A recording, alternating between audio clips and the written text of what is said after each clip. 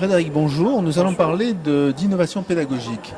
Vous êtes donc dans l'académie de Nice et nous allons, vous menez un suivi en fait des innovations dans les projets pédagogiques des enseignants.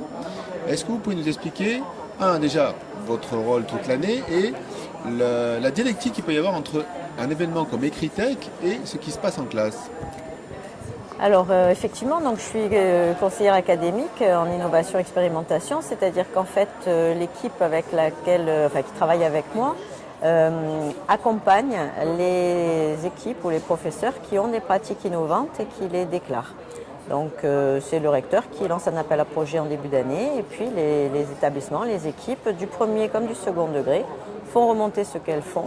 Et puis nous allons les rencontrer pour les entendre sur ce qu'ils font, comment ça marche, quels sont les effets sur les élèves et ce genre de choses.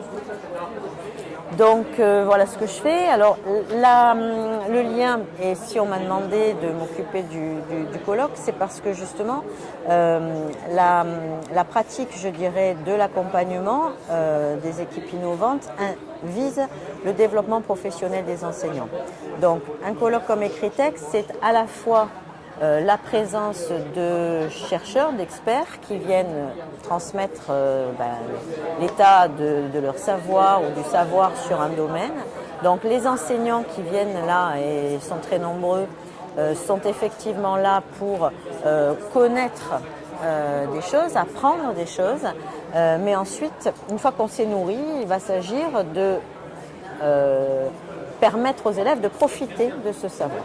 À partir de ce moment-là, c'est sur cette transmission, sur cette translation quasiment entre les savoirs acquis et les pratiques de classe que nous travaillons. Et très souvent d'ailleurs, à l'issue des colloques et des sessions d'Ecritech, des enseignants l'année d'après se lancent. Par exemple, l'année dernière, Monsieur Vial était intervenu sur le design, etc.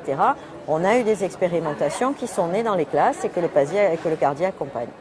Alors, est-ce qu'on observe des tendances d'année en année sur des profils d'innovation pédagogique, sans parler forcément d'innovation pédagogique, mais on a des phénomènes au niveau national sur la classe inversée, par exemple, des choses comme ça. Est-ce que dans l'Académie de Nice, vous observez ce genre de choses? C'est la première question.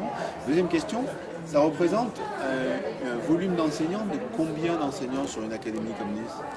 Alors, sur une académie comme Nice, on fait partie des académies les plus innovantes de France et nous en sommes très fiers, puisqu'en fait, l'histoire de l'innovation est assez longue sur Nice.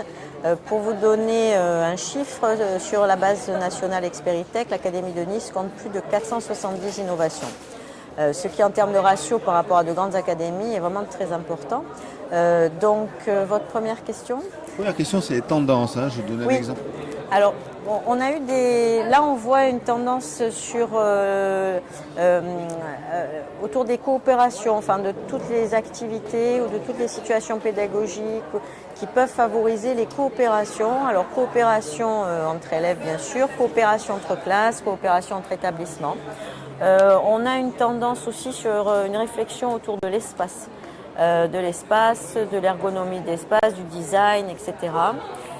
Et une réflexion toujours sur justement la présence du numérique et des ressources constituées par la classe, constituées par l'enseignant ou constituées par ailleurs, dans la classe, hors la classe, avant la classe, pendant la classe, quel état, ça c'est quelque chose qui continue à interroger et à être réfléchi sans doute dans notre académie avec beaucoup plus de précision en matière d'effet. C'est-à-dire que l'académie, avec cette tradition d'Ecritech, les enseignants dépassent un peu le côté juste ressenti, impression, les élèves aiment. D'accord, les élèves aiment, les enseignants réfléchissent avec ça, mais en dehors de ça, est-ce qu'on peut se poser et vérifier comment est-ce qu'on sait que les élèves aiment, comment est-ce qu'on sait qu'ils apprennent? Et effectivement, il y a aussi des chercheurs qui nous aident sur ce domaine.